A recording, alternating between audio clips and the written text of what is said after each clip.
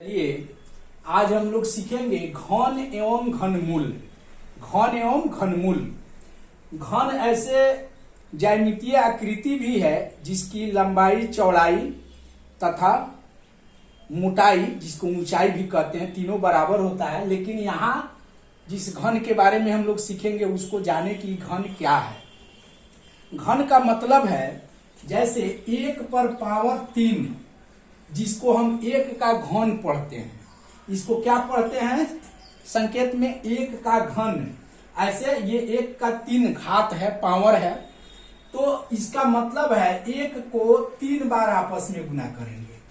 इसका मतलब क्या समझे कि घन का मतलब किसी संख्या को आपस में 3 बार गुना करने पर जो गुणनफल प्राप्त होता है वह गुणनफल उस संख्या का घन कहलाता है। जैसे 1 को आपस में 3 बार गुना किए तो क्या प्राप्त हुआ गुणनफल 1। तो 1 का घन कितना प्राप्त हुआ हमको 1 का घन क्या होता है 1। 2 का घन का मतलब इसको भी 3 बार आपस में गुना करेंगे 8। 2 का घन कितना हो गया 8। उसी तरह 3 का घन 3 गुना 3 गुना 3 क्या हो जाएगा 27। उसी तरह आप किसी भी संख्या का घन निकालेंगे उसको आपस में कितनी बार गुना करेंगे 3 बार गुना करके, और उसका जो गुणनफल आएगा वह उस संख्या का क्या कहलाता है घन कहलाता है। अब दूसरा है, ये तो क्यूब हो गया। अब आइए क्यूब रूट को समझते हैं हम लोग। क्यूब रूट को समझते हैं कि क्यूब रूट क्या है। किसी संख्या को आपस में 3 बार गुना करने पर जो गुणनफल प्राप्त होता है वह उसका घन कहलाता है, और वह गुणनफल जो प्राप्त होता है वह जिस संख्या को आपस में 3 बार गुना करने पर गुणनफल प्राप्त होता है उसमें से एक संख्या उस गुणनफल का घनमूल कहलाता है। थोड़ा लंबा बोल दिए, नहीं समझ में आया। यानी 1 को आपस में 3 बार गुना किए, गुणनफल 1 आया, तो 1 का घन 1 कहलाएगा। और 1 का घनमूल का जब निकालना होगा हमको, तो आपस में कितनी बार 1 को गुना किए हैं 3 बार, तो उसमें से 1 जो है इस 1 का घनमूल हो गया।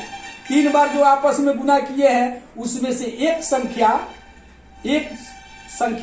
इस 1 का घनमूल हो गया। जैसे 8 का घनमूल किस संख्या को आपस में 3 बार गुना किए हैं 2 को, तब ना हमको घन 8 प्राप्त हुआ है। तो जब 2 को आपस में 3 बार गुना किए हैं तो इसमें से 1 2 इस 8 का क्या कहलाएगा घनमूल कहलाएगा। उसी तरह 27 के घनमूल का मतलब 3 को आपस में 3 बार गुना किए हैं, इसमें से 1 3 इस 27 का घनमूल कहलाएगा। घनमूल का संकेत देखिए, यहां पे 3 लगा देते हैं। 1 का घनमूल 1, 8 का घनमूल कितना बताया है, किस संख्या को आपस में गुना कीजिएगा कि गुणनफल 8 हो 2 हो गया। उसी तरह 27 का घनमूल 3 हो गया। इसी तरह जिस संख्या का घनमूल निकालना होगा ऐसे निकाल लेंगे। इसकी एक और विधि है फैक्टराइजेशन विधि, प्राइम फैक्टराइजेशन विधि। अब आप लोग प्राइम नंबर पढ़े हुए हैं, नहीं पढ़े हैं तो सुन लीजिए। वैसी संख्या जिसमें 1 से तथा खुद से छोड़कर दूसरे संख्या से वह भाग उसमें नहीं लगे, वह प्राइम नंबर कहलाता है। जैसे क्या होगा 2 में 1 और 2 को छोड़कर दूसरे से भाग नहीं लगेगा। 3 1 और 3 को छोड़कर दूसरी संख्या से भाग नहीं लगेगा। 5 7 इत्यादि प्राइम नंबर है। तो अब प्राइम फैक्टराइजेशन के माध्यम से समझते हैं हम लोग क्या घनमूल। जैसे 8 का प्राइम फैक्टराइजेशन निकालिए, क्या हो जाएगा 4 फिर 2 से 2, यानी 8 को गुणनखंड के रूप में हम कैसे लिख देंगे 2 गुना 2 गुना 2। तो ये क्या हो गया पूर्ण घन है ये, यानी 2 कितनी बार रिपीट है आपस में 3 बार गुना किए हैं। अब इसके घनमूल निकालना होगा 8 का, तो 3 बार जो गुना एक ही संख्या आपस में है, इसमें से एक संख्या इस 8 का क्या हो जाएगा घनमूल हो जाएगा। 8 का घनमूल कितना हो गया 2। उसी तरह अगर 27 का घनमूल निकालना हो तो इसका क्या करेंगे, 27 का हम प्राइम फैक्टराइजेशन कर देते हैं, यानी 27 को कैसे लिख देंगे हम, 3 मल्टीप्लाई 3 मल्टीप्लाई 3। और इसका 27 का घनमूल पूछेगा तो 3 को आपस में 3 बार गुना किए हैं, उसमें से एक 3 इस 27 का क्या हो जाएगा, घनमूल हो जाएगा। यानी 27 का घनमूल कितना हो गया, 3 हो गया। अब हम चलते हैं, ये समझते हैं कि कोई भी संख्या पूर्ण घन है अथवा नहीं, इसकी जांच करें। चलिए हम देखते हैं कि कोई संख्या परफेक्ट क्यूब है कि नहीं, पूर्ण घन है कि नहीं। इसके पहले एक और चीज समझ लीजिए, जैसा कि हम बताए हैं कि विषम संख्या का घन भी विषम होता है। 1 का घन 1 विषम है, 2 सम संख्या है उसका घन भी 8 सम है। तो विषम संख्या का घन विषम होता है तथा सम संख्या का घन सम होता है। अब हम देखते हैं कि 81 परफेक्ट क्यूब है कि नहीं। तो 81 का हम फैक्टराइजेशन, प्राइम फैक्टराइजेशन करते हैं।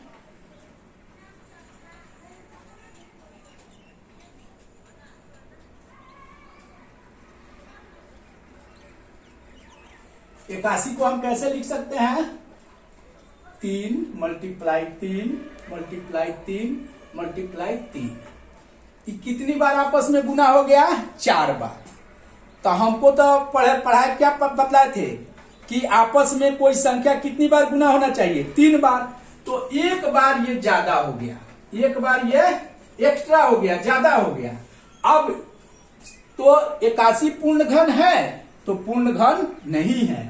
अब सवाल ये उठता है कि यदि हमसे कोई पूछ दे कि 81 में किस सबसे छोटी संख्या से हम भाग करें कि जो भागफल प्राप्त हो वह पूर्ण घन हो जाए, जो भागफल प्राप्त हो वह पूर्ण घन हो जाए, तो इसमें क्या करेंगे, जो फालतू एक बचा हुआ है 3, उसी से हम भाग कर देते हैं। तो इससे भाग कर दीजिए, कट गया, तो क्या बचेगा आपका 27। और 27 पूर्ण घन है। 27 का घनमूल कितना होता है, 3। 27 ये आपस में 3 बार गुना है, इसलिए ये पूर्ण घन है। और 27 का घनमूल होता है 3। अब इसी 81 पर एक और सवाल आपको समझा रहे हैं कि ये जो 81 इक्वल 3 गुना 3 गुना 3 गुना 3। अब ये सवाल आपसे पूछ दे कि 81 में किस सबसे छोटी संख्या से गुना करें कि प्राप्त गुणनफल, जो गुणनफल आएगा वह पूर्ण घन हो जाए। तब फिर हम क्या करेंगे, देख रहे हैं कि 3 बार आपस में ही गुना है, यहां बचा है कितनी बार, 1 बार। अगर यह 3 1 बार के अलावा 2 बार और हो जाए, यानी यह भी 3 बार आपस में गुना हो जाए, तब तो गुणनफल क्या हो जाएगा, पूर्ण घन हो जाएगा। अर्थात हम क्या करेंगे, 3 गुना 3 गुना 3, ये 1 बार हो गया इसका, इसको भी 3 बार कर देंगे। एक 3 दिया है, अर्थात 3 गुना 3 से गुना कर देंगे। तो अब जो गुणनफल प्राप्त होगा, अब क्या गुणनफल प्राप्त होगा, 3 तिहाई 9, 9 3 का 27, इधर भी 27, 27 और 27 नहीं, तो 27 में 27 का वर्ग निकालने के लिए कुछ पीछे चलते हैं। क्या सिखाए थे, 0 4 49,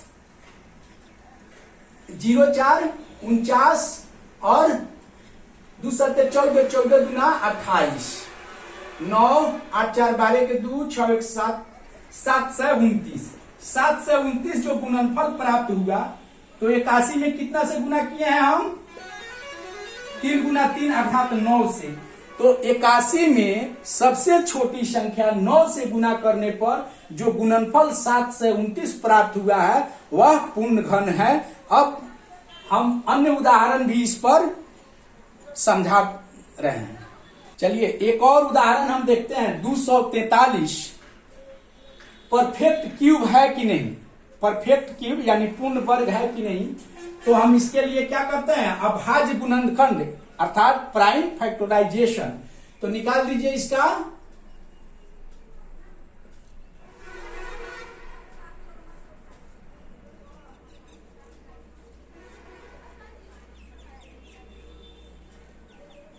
हम 243 को कैसे लिख देंगे? 3 कितनी बार है? 1 2 3 4 5 बार है। 3,